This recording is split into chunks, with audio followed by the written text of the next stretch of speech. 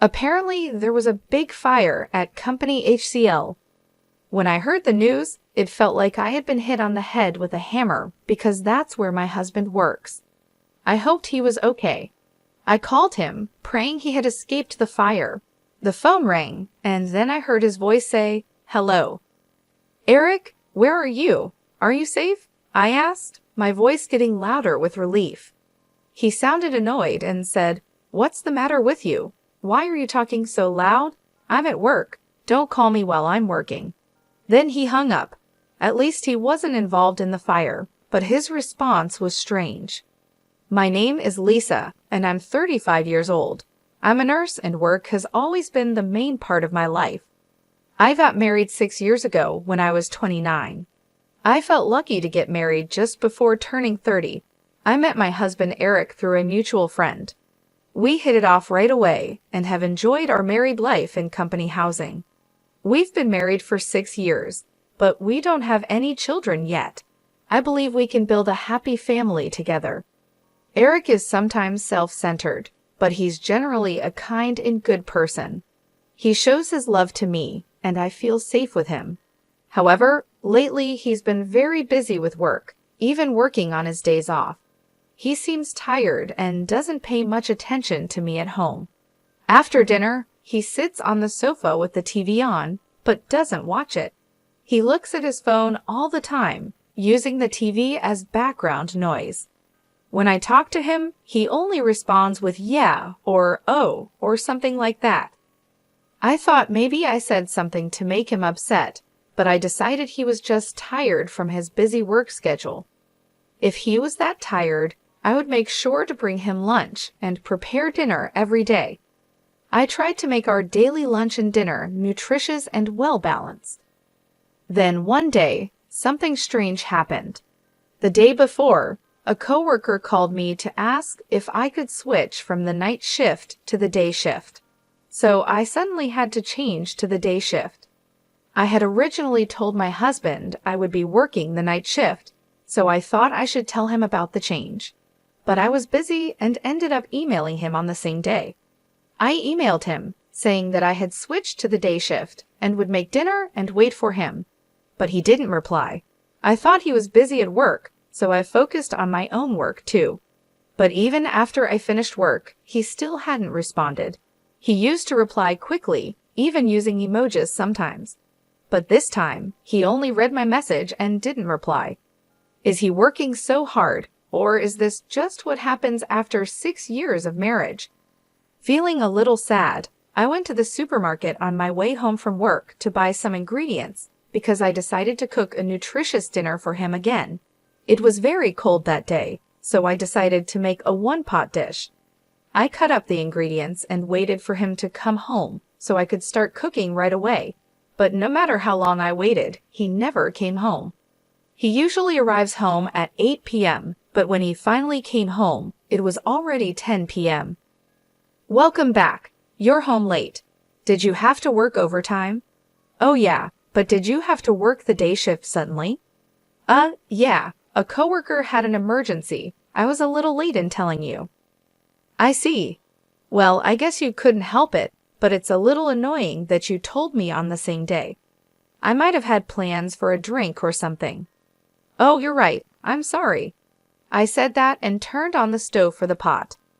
Oh, you haven't eaten yet? No, I thought I'd wait for you. Well, thanks, but next time you don't have to wait for me. I felt a little sad hearing my husband say that. I waited for the hot pot to boil. It started to simmer, so I served my husband's portion, then mine. I was starving after waiting for him all this time. I was enjoying the hot pot, thinking it was delicious. Then I noticed my husband wasn't eating much. What's wrong? You don't seem to be eating much, I said. He looked a bit confused and replied, Oh yes. Actually, I was working late, and a junior colleague bought me a rice bowl, so I'm not really hungry. Okay. You should have told me that before I started making the hot pot, I said, feeling a bit upset. He seemed to notice my mood and said, Okay, put my portion in the fridge. I'll eat it tomorrow morning, trying to cheer me up. Then he lay down on the couch. A few minutes later, he got up and suddenly said, "I'm going for a walk." "That's unusual," I said. "I haven't been getting enough exercise lately, and I've been working late, so I need a change of pace," he answered as he began to get ready to go out. I felt a little empty sitting alone at the table eating the hot pot, so I put my portion in the fridge too. I felt like I had eaten too much, and my husband and I haven't spent much time together lately, so I decided to go for a walk with him. But he refused and said it's not good to move just after eating. He also said he wanted to go for a long walk alone. He ended up going out for a walk by himself. I thought his behavior was suspicious, so I secretly followed him. My fear turned out to be true. Despite my voice, my husband was walking with great enthusiasm. He stopped in front of the park, a bit far from our house. He looked around and seemed to be communicating with someone on his phone. I wondered who he was talking to. A few minutes later, a car pulled in. My husband approached the car and started talking lightly with the person in the driver's seat. It was dark and hard to see, so I couldn't make out much more. I got closer to the car and saw the person in the driver's seat. She had long curly hair and glossy lipstick. It was a woman, laughing happily as my husband got into the passenger seat. He was totally having an affair, right? By the time I thought that, the car had already driven away. I stood there for a while stunned. Then my husband sent me a text message saying he met someone he knew and would be home a little late. Someone he knew just out of nowhere. I didn't believe him at all. He had said he had already eaten and didn't have an appetite. But it was past 3 a.m. when he came home. He didn't even notice that I was awake. He seemed tipsy and went to the kitchen to drink a glass of water. After that, he often worked overtime only when I was on the day shift. We always had a hard time matching our off days, but now it's even harder. Yesterday he worked overtime, and today he has to work on his day off. But is it really work? I wonder if he's meeting the woman I saw that day. I can't help but think about it. I went online to look for information about detective agencies and found myself submitting an investigation request to the most reliable one. I felt guilty about investigating behind his back, but if nothing is going on, I could trust my husband again. So I decided to have them investigate. Waiting for the results of the investigation was really hard. My husband was as quiet as ever, and every time I saw his face, the woman was on my mind. I wanted to get a clear picture as soon as possible. Then something incredible happened. It was Saturday, and I was busy working as usual on the day shift. My husband was also at work on his day off. I was concentrating on my work, thinking that since we were both at work, I didn't have to think about anything else. Then I heard the sirens of a fire truck in the distance. The sound got closer and closer, louder and louder. Just when I thought they were passing by, I heard another siren. It wasn't just one fire truck, but 3 or 4 more. This must mean that there was a big fire nearby. I felt uneasy and worried. Then 2 of my colleagues came back from the hospital room with serious looks on their faces. They were talking about the fire. "You mean the fire?" I asked. "Yes, that's right. There was a big fire at Company HCL," one of them said. At that moment, it felt like I had been hit on the head with a hammer. That was the company where my husband worked. I quickly explained the situation to my colleagues and went to call my husband to make sure he was safe. "Please be safe," I thought as I dialed his number. Even though we hadn't been talking much lately, I always saw him off when he left for work in the morning. I prayed and hoped he had escaped from the fire. The phone rang, and then I heard his voice say, "Hello. Eric, are you safe?" I asked, my voice getting louder with relief. He sounded annoyed and said, "What's the matter with you? You're talking so loud. I'm at work. Don't call me while I'm working." Then he hung up. At least he wasn't involved in the fire, but his answer was strange. There was a fire with several fire trucks on the scene. How could he be working like that? Did he not go to work? Why was he so cold to me when I was worried about him? I was getting more and more angry. Maybe I had been seeing him off just so he could go to another woman since we got married. Then I made a decision. I would leave that house. As soon as I got home, I started packing my stuff. When I looked in the mailbox, I saw that the results from the detective agency had arrived. I decided to leave the house with the results of the investigation. My parents helped me pack my things. The moving company would be here soon too. I had my things moved out right away. My husband didn't seem to know that I knew the truth. I didn't hear from him at night. I guessed he was staying with his lover the whole time. I packed a lot of my furniture and appliances for my single days. The room was almost empty and looked deserted. Staring at the room, I realized I had no lingering affection for this life. For now, I moved my belongings to my parents' house and looked for a new place to live alone. My husband finally called me the next day. "Hey, what's going on? Most of your stuff is gone." Of course, I moved out of that house. What? What were you thinking? When are you coming back? What about my food? What about the house chores? I was in shock. After all this, that's all you think about when it comes to me? While talking to him, I remembered the fire at his company. This guy was with his affair partner instead of going to work. Anger welled up in me. Why don't you get another woman to do that? Huh? What are you talking about? You were with a woman named Michelle today, weren't you? Huh? What are you talking about? I was working at the office. Oh, at the office? How long did you work today? It was a busy day. Even though I was working on my day off, it took me until late in the evening. I see. That's why I was so surprised that you moved out. Why don't you stop lying already? Huh. You lied about going to work, right? I wasn't lying. I was working. What's going on? How can you work until the evening when there was a fire in the office during the day? Huh. When I called you during the day, several fire trucks were dispatched to your company.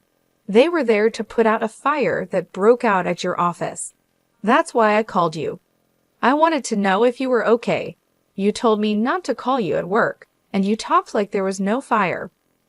Well, he started to say, and I have evidence of the affair from a detective agency. There's no way for you to get away with this. You have to go through my lawyer from now on. I'll make sure I get the alimony. Oh no, he said, repeatedly begging for my forgiveness and apologizing to me. But I no longer had any affection for him. I'm sorry, but there's no way to fix this. I'm hanging up now. Wait, he pleaded. I went to my lawyer and demanded a divorce and alimony from him. The divorce was finalized, and he couldn't get away with it because of all the evidence. My husband and his affair partner had to pay me a reasonable amount of alimony. It turned out that my husband's partner was a junior colleague at the same workplace. The news of their affair spread through the company quickly. Having an affair when the company was dealing with a fire caused a lot of negativity among their colleagues. My husband and his affair partner are now getting cold stares from everyone around them, and they feel very ashamed of themselves. They really deserve it. Meanwhile, I moved into my new place and started to rebuild my life. My parents were incredibly supportive during this tough time. They helped me pack up my things and settle into my new home. It wasn't easy, but I felt a sense of relief being away from the toxic environment I had been living in. I focused on my job and took on more shifts at the hospital. My colleagues noticed that I was quieter than usual, but they respected my need for space. Slowly, I started to feel more like myself again. I even picked up a new hobby, gardening. It was therapeutic to nurture something and watch it grow. 2 weeks later, I received a letter from my ex-husband. He apologized again and begged for another chance. He wrote about how much he missed me and how miserable he was without me. But his words didn't move me. I had made my decision, and there was no turning back. I replied briefly, telling him that I wished him well, but there was no chance of reconciliation. I hoped he would find a way to be happy, but it wouldn't be with me. It was time for both of us to move on. One day, I ran into an old friend from college. We had lost touch over the years, but it was nice to catch up. She had also gone through a tough breakup and understood what I was going through. We decided to meet regularly, and soon we became close friends again. It felt good to have someone to talk to and share my feelings with. Months passed, and I found myself in a much better place. The pain and anger I had felt started to fade, and I began to look forward to the future. I even started dating again, taking things slow and enjoying getting to know new people. My ex-husband's affair and the divorce were hard lessons, but they taught me a lot about myself and what I want in life. I learned the importance of self-respect and the value of true, supportive relationships. I knew that I deserved better and that I would never settle for anything less again. Life was starting to feel normal again, and I was grateful for the journey I had taken to get there. It wasn't the path I had expected, but it led me to a stronger, happier version of myself. And for that, I was thankful. Meanwhile, I moved to a new apartment and started living a comfortable single life. The new place is cozy, and I feel at peace here. I've been focusing on myself and enjoying the freedom of being on my own. I hope to meet a sincere man in the future, but I'm not in a rush. I'm taking my time because I want to find someone who truly respects and loves me. My job as a nurse is stable and fulfilling. It keeps me busy, and I find joy in helping others. This stability has given me the chance to focus on my personal growth and well-being without the pressure of jumping into another relationship too quickly. I've been spending my free time exploring new hobbies and interests. Gardening has become one of my favorite activities. It's therapeutic to watch my plants grow and flourish, much like I am. Looking back, I think about how she found out about her husband's affair. The fire at his company was unexpected and shocking, but it brought the truth to light. He shouldn't have had an affair to begin with, and it was only a matter of time before she found out. His actions were hurtful, and the consequences he faced were well-deserved. I've also started reconnecting with old friends and making new ones. It's nice to have a supportive social circle. We often go out for dinners, movies, or just have long chats over coffee. These interactions have been crucial in helping me heal and move forward. I've learned a lot from this experience. I've learned to value myself more and to recognize the red flags in a relationship.